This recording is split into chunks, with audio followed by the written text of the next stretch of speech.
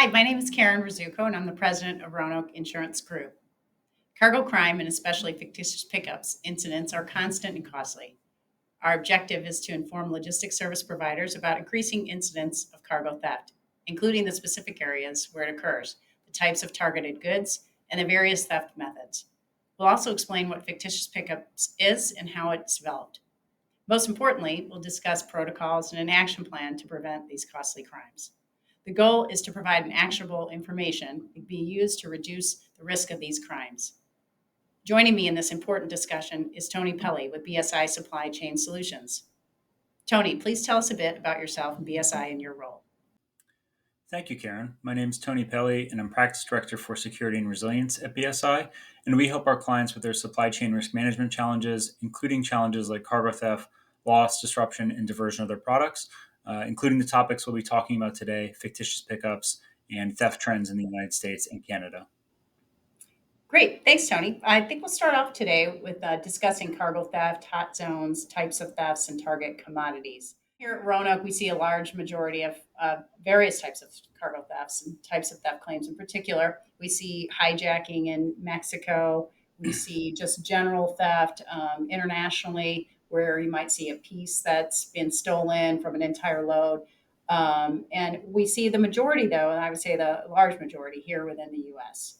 As an example, we've seen theft rings out in California that I'm sure we'll talk a little bit more later about in this presentation. But we see where, you might have a driver being duped by somebody who's claiming to be dispatched to tell a driver to deliver a load to somewhere other than the original named location. That's a big hot topic and hot item right now. Are these some of the things that you're seeing yourself? Yeah, we're seeing those types of issues as well in the places that you mentioned too. So some of the big issues we're seeing are kind of the traditional fictitious pickup where somebody shows up and says that they're supposed to be taking the load. But we're also seeing a lot more sophisticated types of fictitious pickups that involve identity theft, redirection of the driver, or the use of insider information to gain knowledge of the load and then eventually steal it at some point. We're also seeing as well trends that cargo theft is spreading beyond sort of the traditional areas in Southern California, Georgia, Chicago, New Jersey, Texas, to areas to include, Arizona, potentially Nevada, as well as cargo thieves are beginning to follow loads for a lot longer than maybe they previously would have, and knowing where those shipments are going to stop in order to take advantage of those stopping points to commit thefts in those areas as well. And the hot zones, do you see that mostly then in port areas? And what about the Midwest? Yeah, not necessarily in port areas. It may be in common stopping locations or areas with sort of large logistics industry presence. So the Dallas area is one that we see quite frequently. A lot of cargo trucks are stopping there on cross country routes.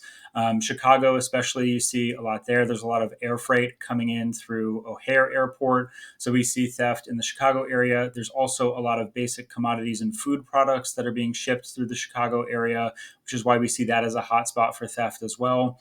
On the East Coast, areas like New Jersey and into central Pennsylvania, which is an emerging logistics hub, are areas where we see thefts as well. And then Georgia, because of the Port of Savannah, a major import and now export hub as well for the United States, we're seeing thefts there, and especially in the Atlanta area, which would be your first or second stop after the port. And commodities. So we see a lot of thefts in electronics, which I think people mostly are aware of. I think people are always surprised by food products, which we see prevalent on the West Coast: nuts, foods, grains, frozen and fresh. Are there any other types of commodities that you see are ripe for crime? Yeah, I do want to emphasize that first point, which is it's not just high value cargo that's being targeted by thefts. I think people hear about cargo thefts and they assume it's going to be electronics or other high value products. But if you really think about it, the products that are most likely to be targeted are those that are most easy to flip. There's kind of two parts to a theft. There's actually taking the product, and then there is reselling it to fences or sort of directly to stores. And so we see cargo thieves that are stealing multiple loads, putting them in warehouses, and then sort of selling them out almost as if they're a legitimate business. So we do see targeting of things like food and beverage products, consumer products, things like shampoo, razors, those sorts of things, because they're much easier to flip through fences and sell on once they've been stolen than an electronic product, or even like pharmaceuticals, for example. Those are stolen a bit more rarely because it's just very difficult to get those back into legitimate supply chains once they've been stolen. Do you see it typically as organized crime? I feel like most of the time, we see repeat offenders in certain Mhm. areas of the country. We can't have one-off theft situations, but I think when you're talking entire loads, I feel like our experience has been that usually it's organized crime. Yeah, in general, it's fairly organized, and we used to see that it was sort of localized to a few particular crews or organized criminal groups, but that does seem to be spreading now, sort of throughout the country, where there are more and more of these groups or gangs that are targeting cargo for theft, and they tend to specialize in this sort of crime as well. One thing that we've seen as well is it's become easier to sort of jump into cargo theft, if you will, because of these kind of identity theft schemes or more types of kind of sophisticated fictitious pickups, or what's sometimes called strategic theft, where you're just sitting at a computer the whole time. The thief is sitting at a computer the whole time and they're redirecting loads. And they don't necessarily need to have as much physical interface with the product. So that's made it a bit easier for organized groups to become involved in these types of thefts. I'm thinking about cross-border situations too. And what do you think about exposures in Canada? Do you find it to be similar to U.S. exposures? So if you're talking Mexico, sometimes you're talking about, are they toll roads? Are they developed roads? Those are separate and different issues, I think, than Canada. Mhm. Yeah, in Canada, we see a lot of theft in the Greater Toronto area. I would say the vast majority of cargo theft is happening in the Greater Toronto area. Although we did see a spate of fictitious pickups kind of throughout the country, including in places like Calgary and Vancouver. So fictitious pickups are happening in Canada as well. It's a bit more concentrated in the Greater Toronto area. We do see some thefts in the Quebec area, Montreal, and other parts of Quebec, but primarily concentrated in the Greater Toronto area. Yeah, that's great to know. I think it's important for people to Yeah. realize theft happens everywhere. Yes. Yeah. Tony, let's turn our attention now a little bit to fictitious pickups. We've talked about different types of thefts, and I thought it'd be good for the audience really to just get a clear understanding of the definition of fictitious pickups.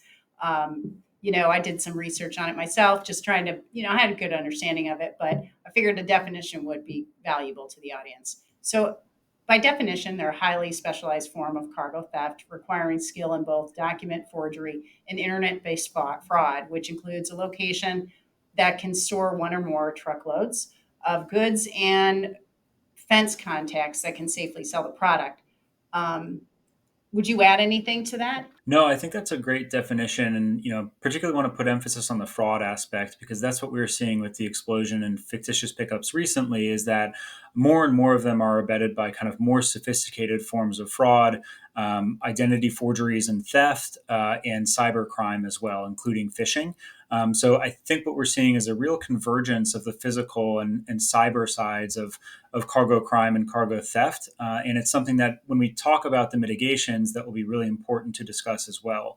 How do we prevent these more sophisticated types of fraud that may, have nothing to do with securing the vehicles themselves better? I would think cyber is a hot topic right now, and knowing that a lot of these fictitious pickups result from, people portraying themselves on the internet to be somebody that they're not. Is that the upswing that you're seeing in some of these cases?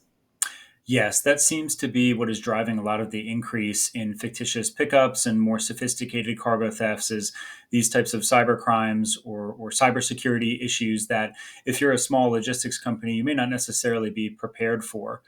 So that's what we're seeing is driving a lot of the increase. And, I know we're going to be moving into things that people can do next to protect themselves. Is there anything else that you think clients should be aware of from fictitious pickups that they wouldn't know today? Yeah, I think just the variety of types of fictitious pickups that we're seeing now. I think most people are used to, hey, somebody shows up at your dock and says that they're there to pick up a particular load, the kind of classic fictitious pickup. But there can be other forms of redirection schemes. And sometimes logistics providers are handling stolen freight without even realizing it because of these redirection schemes. So, again, always be vigilant and just kind of looking out for anything that looks suspicious. Oh, we only want to drop off part of the load. We want to drop off at a different time time than we said we would initially, or anything that sounds more suspicious, to be on the lookout for those types of things and always ask questions if that's the case. I think asking questions is a good point, and we'll move on to that into the next section.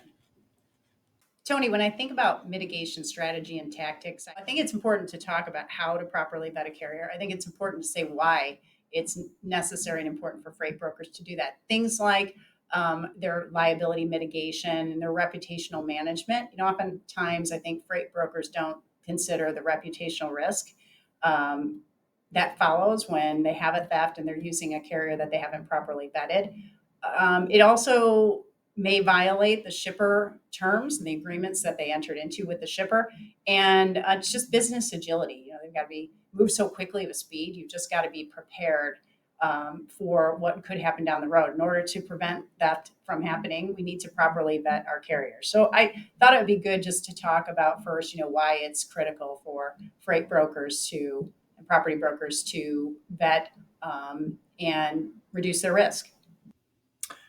Yeah, I think the reputational aspect that you mentioned is an important and often overlooked one. It goes beyond sort of the value of the cargo itself, in that people will not want to work with brokers who they know maybe double brokering or brokering to suspicious carriers.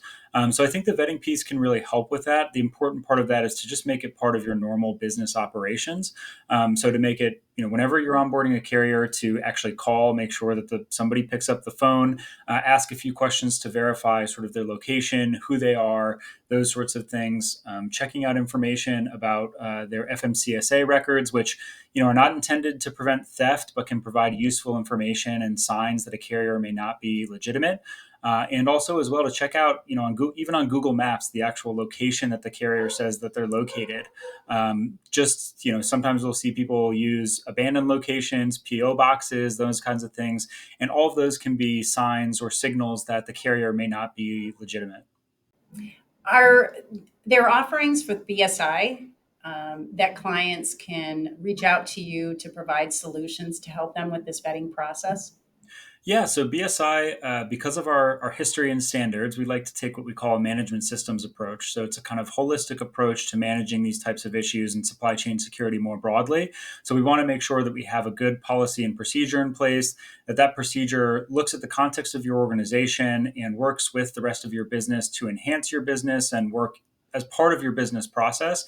Then make sure that people are properly trained. We found that especially with the cybersecurity elements of this and the cyber crime elements of this, that training can really make a big difference here, and has a lot of bang for buck just in terms of preventing these types of issues. And then making sure that we're measuring over time that this is actually working and measuring adherence to these policies and procedures for everybody involved in the supply chain. So that would typically be our approach, is consulting around building a kind of management system, policy procedures for that, providing the training, and then helping you measure success in that area, so you can advertise that to your customers as well. Yeah, and I think what's important about this as well is not only to have the process and procedures in place, but ongoing training. I think sometimes clients put a policy and procedure in place and then they forget about the ongoing training, or maybe the update to update to the vetting carrier process. And I think it's important that that's something that clients do and review at least on an annual basis. Would you agree? Yeah, I definitely agree. We usually say to review policies and procedures on an annual basis or as risks change, right? So that's another thing that BSI offers as well, is cargo theft and supply chain risk intelligence, which can tell you, hey, we're seeing more of these redirection type thefts. They're occurring in different areas. And the speed with which these types of fictitious pickups has been changing has been really incredible.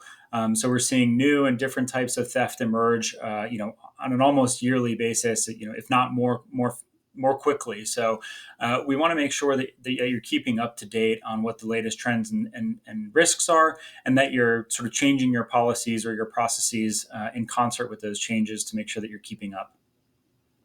Yeah, I think those are important tips for clients. Um, and I think one of the other things too is I look at what customers sometimes do is they when they're looking at a carrier, they sometimes forget how many years of experience has that trucker had. What types of loads have they carried in the past? Sometimes I feel like the load that the property broker has to assign to a carrier doesn't match what that carrier's area of expertise is. Is this what you're seeing as well? Yeah, sometimes you'll see as well that the types of trucks or number of trucks they say they have doesn't quite add up for the types of loads they're trying to carry. So looking for those kinds of mismatches can be helpful too. I understand that's difficult to do if it's a Friday afternoon, maybe before Labor Day, and you're waiting to quickly get that load out. But we stress that it's really important to actually look at those types of things, possible mismatches or kind of suspicious patterns that could indicate that you're not dealing with a legitimate carrier. That's great. Thanks, Tony. I think we'll move on next to challenges and breakdowns. Tony, claims come in, as you know, they sometimes come in fast and furious, and a customer is usually in a panic and trying to understand what their next step is. What we tell them, of course, are two main things. One, we need to report the claim to your insurer in order to ensure that they appoint whoever they need to right away to assess the risk and the loss. Two, to notify law enforcement, which I know you'll go into details about the law enforcement piece. From an insurance perspective, usually what an underwriter will ask for, they'll ask for things like your written statement, a summary of the events of the loss. They'll ask for a commercial invoice, a bill of lading, a packing list to validate and verify the transit, the goods that were being shipped. What do you see on your end? What do you think are the most important things a client should know in reporting claims and thefts in particular? For the law enforcement side in particular, all of that information is really helpful to have as well, and making sure that it's all together. Basically, you're not scrambling to try and find it when the police come to take a report. So we suggest calling the police, reporting it to your local police first. One of the issues with cargo theft is there's sometimes jurisdictional issues that can cause problems with investigating and following up on those cargo thefts. But the more information you give the police, the better. Any information about the contact that you've had with the carrier, with the broker, those types of information is all good to have, including emails, phone calls, phone numbers, those types of things. The more you can give the police to follow up on, the more likely that they'll have success. We also see in certain places like California, they are in some ways stepping up to the challenge. Over the past few years, we saw a reduction in the number and staffing of cargo theft task forces that were specifically tasked with following up on cargo theft.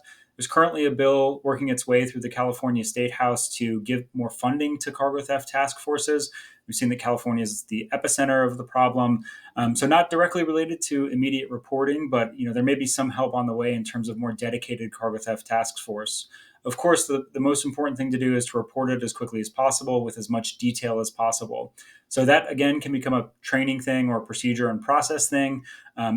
Have a reporting form ready to go. Make it easy for people to report and document that information so they can get it to law enforcement. And we talked about cargo task force teams. So when you call law enforcement, you're not automatically connected to a cargo task force team, right? Is that typically assigned? You see that only in larger cities. Used to years ago, you would see that it was, the bigger cities, California, Chicago, Miami, Houston, New York, and you'd see that they had cargo task force. But years ago, what you're told is they would only look at claims worth a certain value, thefts worth a certain value, everything over, I don't know, let's say 100,000 in value. Do you see those things today? What should a customers do? They know to call the police, but they don't know to ask for a cargo task force. So I think one of the issues is that not everybody knows that these cargo theft task forces exist. So it can be helpful just to ask if there is a cargo theft task force for that particular jurisdiction, for the state.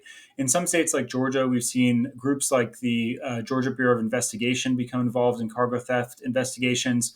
What you said is true. There may be a certain threshold for certain types of investigations or for certain groups to become involved, but it's always helpful just to ask. In some places where we're seeing emerging cargo thefts, or places that are emerging as hotspots, there may be a particular detective on the force or certain part of the force that's dedicated to those types of crimes. So it's always helpful to ask and see if there's additional support that's available, of course, after providing them with as much information as possible. Tony, as we turn to emerging risks, what do you see on the horizon and what should people look out for? Yeah, so I think one thing is geographic risk. We're seeing new areas that may not have experienced as much cargo theft before, starting to experience a bit more cargo theft. So Arizona is emerging. There's a lot of logistics operations that are popping up in Arizona, parts of central Pennsylvania as well. And we're seeing some of the tactics that we've seen in Southern California, like following loads for long periods of time. So over the recommended 250 to 300 miles. following loads even longer than that, seeing that emerge in the Midwest a bit. We're also seeing really intense surveillance of logistics operations taking place as well. So people, casing the operation, sitting outside in cars to see, what types of freight may be coming out, when it's coming out, those sorts of patterns, and then following those loads. So just increasing sophistication and more areas where cargo theft is emerging, outside of the traditional hotspots. So those are some of the biggest things we're seeing, along with the increasing and continuing increase in the types and variation in fictitious pickups that we've seen over the past few years. Great. Thanks, Tony. And just to recap, we've learned a lot today. I think starting with, theft zone, hotspots, types of commodities, fictitious pickups and what they are, mitigation strategies and tactics and what clients can look out for, challenges, breakdowns in protocols and what to avoid, claims, and then our emerging risks. I really appreciate your time today. Thank you so much for everything that you provided to us here. I think they're good tools and tips for our clients moving forward. Do you have anything else to add in our closing statements? No, I think you summed it up very well. Just always stay vigilant and make sure that you can stay one step ahead of the thieves. Thank you for having me. It's been great speaking with you today. Thanks, Tony.